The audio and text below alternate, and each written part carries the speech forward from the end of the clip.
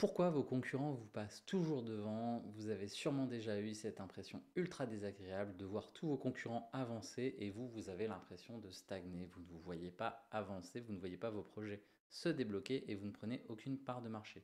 C'est normal, c'est un sentiment qui est hyper récurrent, surtout en e-commerce, surtout dans le retail, mais aussi dans bien d'autres business forcément. Donc on va essayer de comprendre déjà pourquoi ça arrive et comment on fait justement pour éviter d'avoir ce sentiment.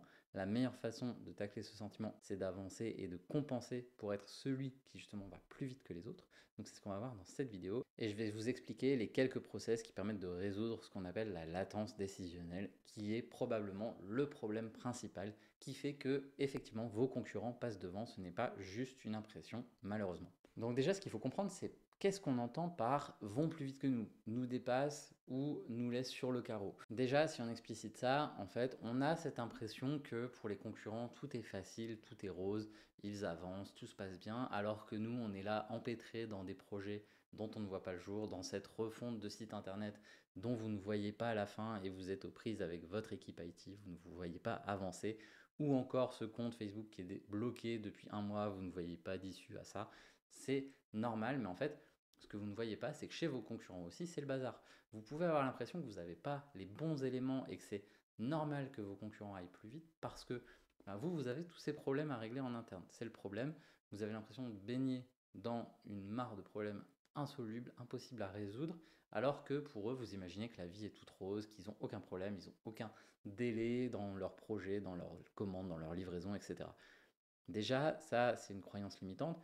Il ne faut pas se dire que c'est plus rose ailleurs. Si vous avez déjà été salarié, que vous avez changé de boulot, vous avez remarqué que on a l'impression que ça va être mieux dans la nouvelle entreprise parce que le marketing et l'informatique se parlent super bien, ils sont très copains. En fait, non, il y a les mêmes problèmes ou alors il y a d'autres problèmes du même style entre l'équipe marketing et l'équipe graphisme ou je ne sais quoi.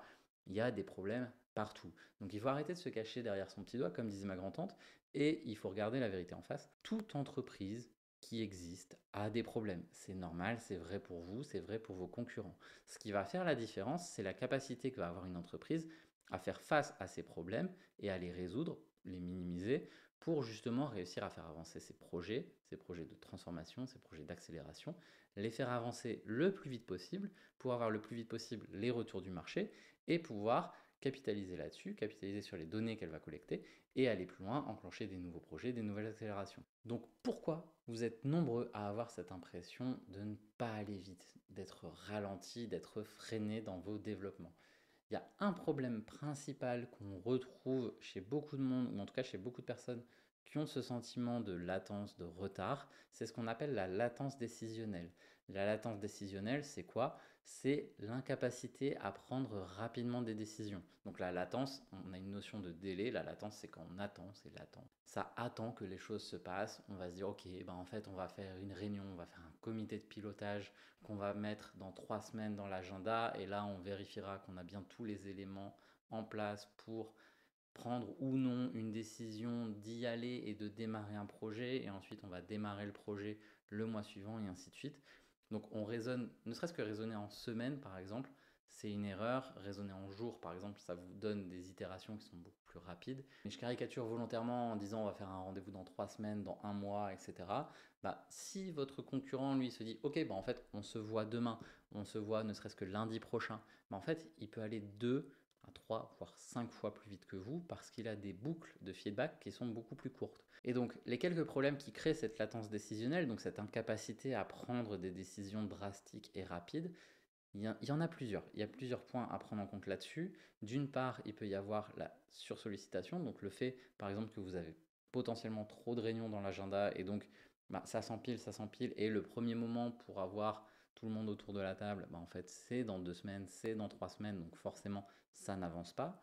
Ce qui nous amène aussi à l'autre point qui est juste à côté, qui est de dire il y a peut-être trop de monde autour de la table, donc peut-être que vous avez envie où vous avez besoin de la validation de trop de personnes et donc réunir ces personnes-là, ça prend du temps. Donc ça, c'est le deuxième problème.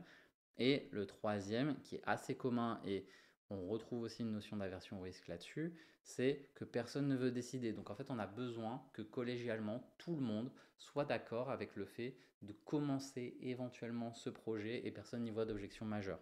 Donc ça, C'est un peu un abus de démocratie, si on peut dire ça comme ça. C'est ce qu'on retrouve beaucoup dans les entreprises vertes, si c'est un concept qui vous parle, donc dans la spirale dynamique, des entreprises où il ne faut pas être méchant, il faut que tout le monde soit d'accord, machin, etc. Et qui du coup n'avancent pas, parce qu'on cherche le consensus, et le consensus par nature, il n'est pas orienté vers la décision, il n'est pas orienté vers l'action. Donc ça, c'est un autre problème. Et dans cette aversion au risque, on retrouve aussi parfois le oui, mais on n'a pas toutes les données qui nous permettent de prendre la bonne décision de manière sûre et certaine, on n'est pas sûr que ça va marcher. Ça, c'est le quatrième problème. On n'est pas sûr que ça va marcher. J'ai envie de dire, on peut minimiser ça, on peut faire des probabilités, on se documente, etc. Mais on ne sera jamais sûr à 100% que ça va marcher, ou en tout cas à 99,99%, on ne peut pas être sûr que ça va marcher, sauf si vous vendez du papier toilette pendant un confinement. Là, on est sûr que ça va marcher. Effectivement, l'histoire nous a montré que ça marchait. Mais pour le reste des décisions d'une entreprise, vous ne pouvez jamais être sûr. C'est ce qui fait la difficulté du monde de l'entreprise. C'est normal, c'est le but, ça fait partie du jeu. Donc, ce qui va aider, déjà, ça va être de réduire les délais et ça va être de prendre l'ownership, donc la capacité à prendre des décisions. Donc déjà, ça, c'est deux points qu'on ne voit pas assez souvent. Et même si vous prenez rapidement la décision, en fait, il faut qu'il y ait une feedback loop, donc une boucle de feedback qui est hyper courte entre le moment où une décision est prise et le moment où l'action engendrée par la décision va se mettre en œuvre. Donc vous pouvez décider, vous pouvez vous réunir en mode un peu professeur d'université et dire oui, on va faire ça, etc. On va devenir les rois du monde, etc. Ok, très bien. C'est quoi la suite? C'est quoi le workflow? C'est quoi les actions à mettre en place pour justement aller régner sur le monde ou je ne sais quoi? Ou en tout cas pour ne serait-ce que entreprendre une refonte de votre landing page, par exemple. Donc un peu plus concret, un peu plus réaliste pour le coup. Donc, c'est quoi les actions suivantes? Vous avez décidé, vous avez validé un projet. C'est quoi les actions suivantes? Qui doit faire quoi? Sous quel délai? Etc. Et là, généralement, c'est un peu flou. Ou alors, pareil, on a des latences. Ok, donc en fait, les maquettes, on va les avoir pour le mois prochain. Et le mois suivant, on va faire l'intégration. Et le mois suivant, on va faire la recette. Et le mois suivant, on va faire la mise en prod. Enfin bref, c'est des délais un peu caricaturaux. Et évidemment, je force le trait, bien sûr, pour appuyer le propos, mais vous voyez un peu ce que ça veut dire. Et pour le coup, si vous avez déjà vécu des refontes de sites e-commerce, vous vous êtes sûrement déjà arraché beaucoup de cheveux. J'en ai encore quelques-uns, mais à chaque refonte de site, j'ai attrapé des cheveux blancs et j'ai perdu beaucoup de cheveux à cause justement de ces délais qui s'empilent, qui s'enchaînent.